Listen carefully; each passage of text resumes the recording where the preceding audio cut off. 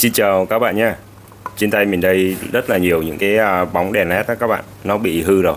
Đây mình sẽ test thử cho các bạn xem ha. Đây là những cái bóng đèn led người ta đã bỏ đi rồi. Mình kiếm được một số cái bóng này. Đó. Thì không hẳn là nó hư hẳn nha các bạn, mà nó sáng không có đủ ha. Thì như thế này, nếu như các bạn thấy trên mạng á, anh em người ta sửa bằng cái cách hàn chập vô á, rất là nhanh. Nhưng mà cái cách đó thì bóng led nó đã bị yếu rồi nha các bạn. Thì như thế á, nó không có được hiệu quả đâu các bạn. Nó sẽ bị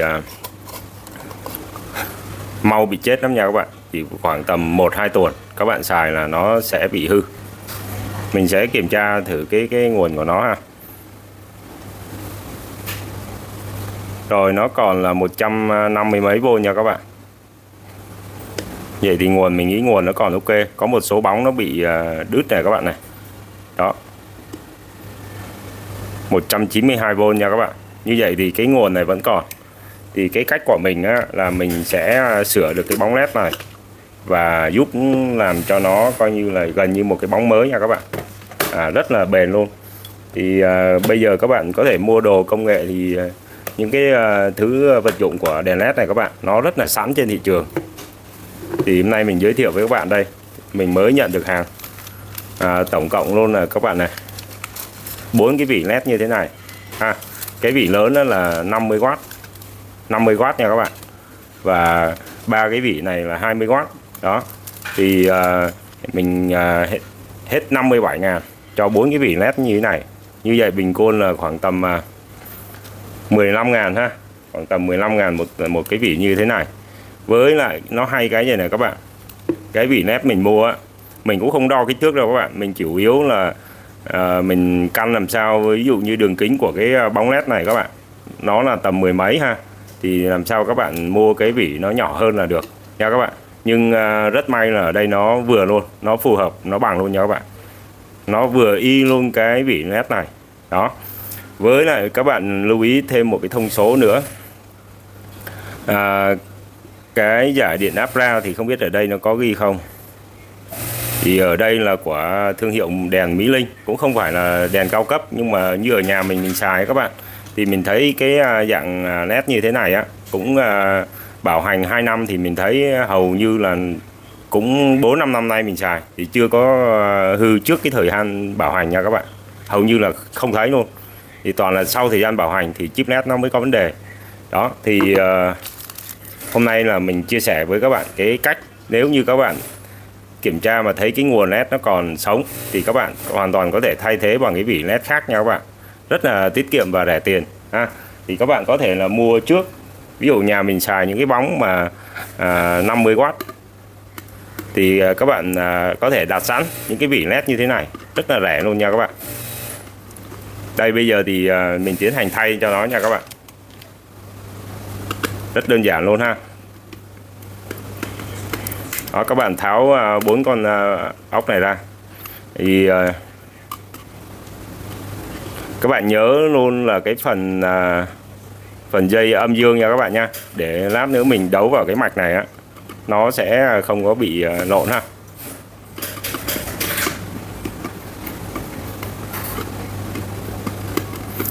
Ở cái vỉ led này các bạn, mình thấy người ta không có sử dụng cái keo tản nhiệt luôn, hoàn toàn là tháo ra bình thường này các bạn ha.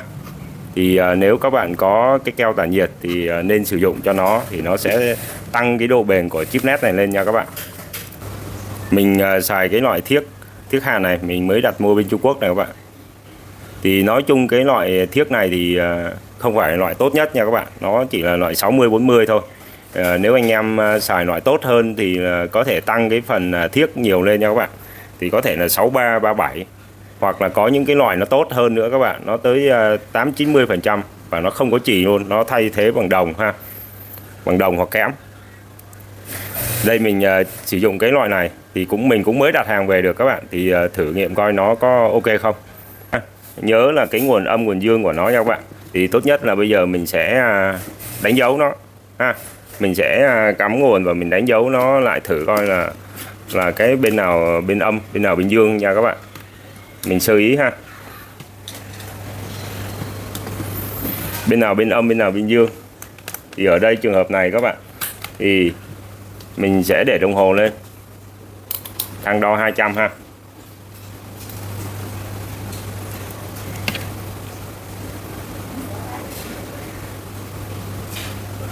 Rồi như vậy thì nó đồng hồ, các bạn nhìn đồng hồ này. Như vậy thì cái cọc xanh bên này là dương này các bạn ha. Mình đánh dấu nó nha các bạn, để lát mình hàn cho đúng nha. Mình sẽ đánh dấu cái bên dương nha các bạn, dây dương ha, để lát mình hàn vào dây dương cho nó đúng nha các bạn. Đó.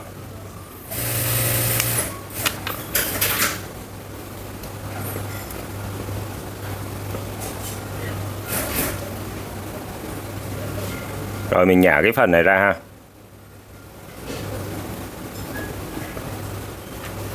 Rồi.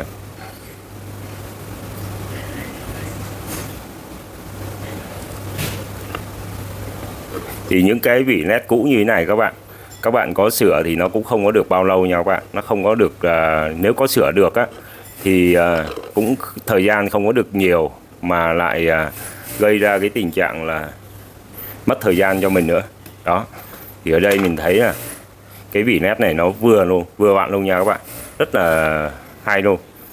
Thì nếu các bạn có keo tản nhiệt, các bạn có thể thêm vào đây cho mình cái keo tản nhiệt ha, để nó giải nhiệt cho cái chip led này.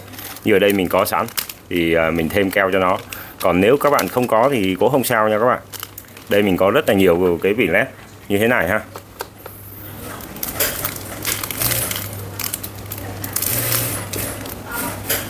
Đó, mình cứ bôi nó lên nha các bạn, để cho nó tăng cái độ giải nhiệt ha, giải nhiệt cho cái chip này.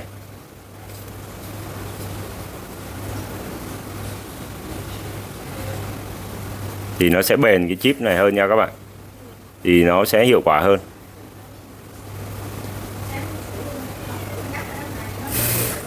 Đó, mình cứ chét thêm một chút nữa. Rồi sau khi mà mình đã bôi keo tản nhiệt xong rồi ha, thì mình tiến hành là sẽ hàn cái dây nguồn này vào nha các bạn.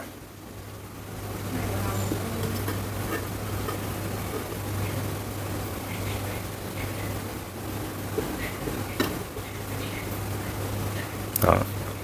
Mình đã thêm cái chợ hàn vô.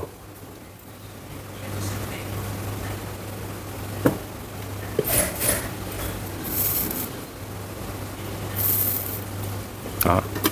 Hàn rất là dính luôn.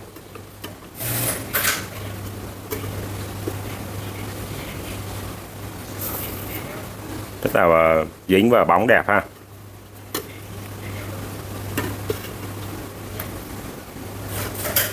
Bên đây cũng vậy ha.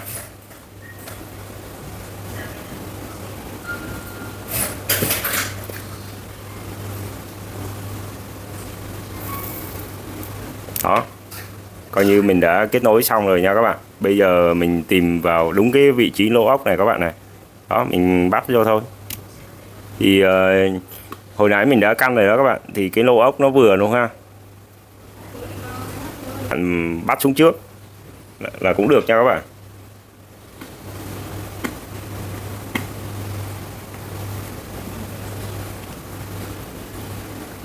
Để cho cái chip led này nó sát xuống cái thanh tản nhiệt ở dưới nha các bạn. Cái này không có dính nước mưa ở bên ngoài trời á, thì hoàn toàn các bạn có thể đục lỗ ở đây cho nó giải nhiệt tốt hơn nha các bạn.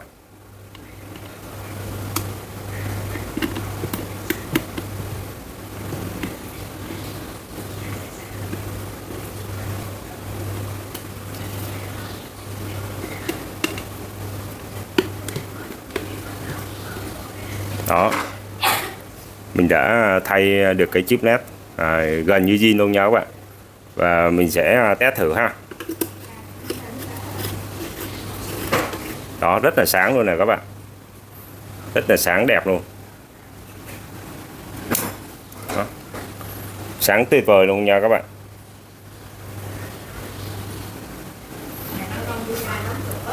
Rồi ha. Đó, các bạn thấy này, nó sáng rất là tốt luôn, như bóng mới luôn nha các bạn. Và với cái chi phí là khá là rẻ, thì các bạn hoàn toàn là có thể sửa được và cứu được những cái bóng led như thế này. Các bạn tận dụng được và tiết kiệm chi phí cho mình ha, cũng như là bảo vệ được môi trường ha các bạn ha. Đó, mình tương tự như vậy ha. Thì những cái bóng như thế này, những cái bóng led như thế này hoàn toàn các bạn có thể thay thế được nha các bạn. Bây giờ mình sẽ tiến hành là mình thay cái bóng này ha.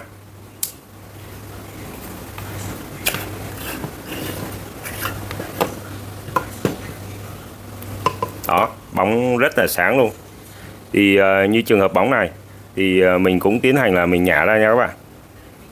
Bên này bên âm ha, dây đen này mà dây âm, các bạn nhả ra ha.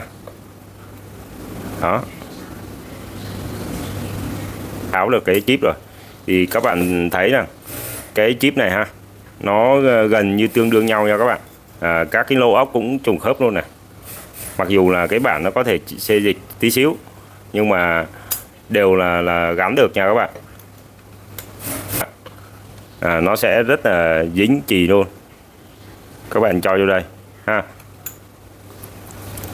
rất là dễ dàng. Các bạn có thể không cần về chuyên môn, các bạn vẫn có thể làm được nha các bạn.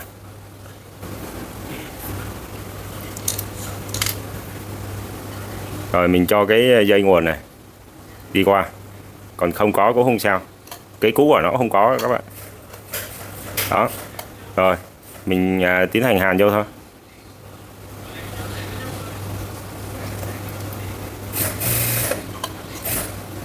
Tốt luôn và quý đó các bạn. Đó, mình hàn đúng cọc âm dương rồi nè các bạn, đúng cọc âm dương ha. Và mình bắt vít vô đây, các bạn thấy cái quan sát cái lỗ vít này nó vừa vặn luôn nha các bạn, rất là hay ha.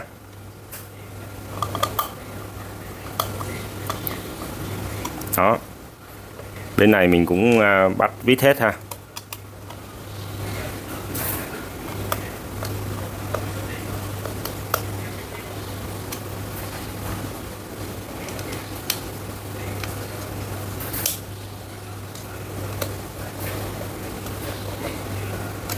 Rồi mình bắt thêm cái này nữa là xong. Các bạn thấy chứ còn bây giờ các bạn sửa theo anh em chỉ trên mạng, lấy chì hàn rồi giấy bạc các cái mẹo đó thì nói chung á là chỉ tức thời thôi. Rồi sau đó mình phải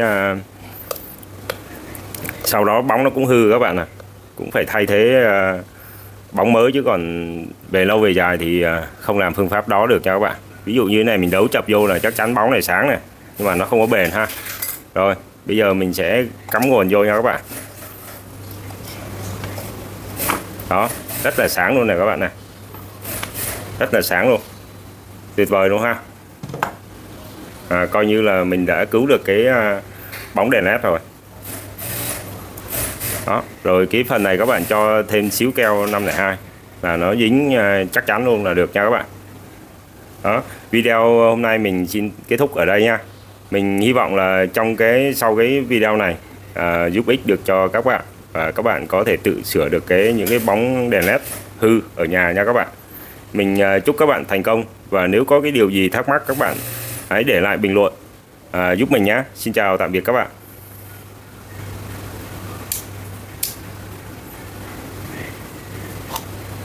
Rất là sáng luôn.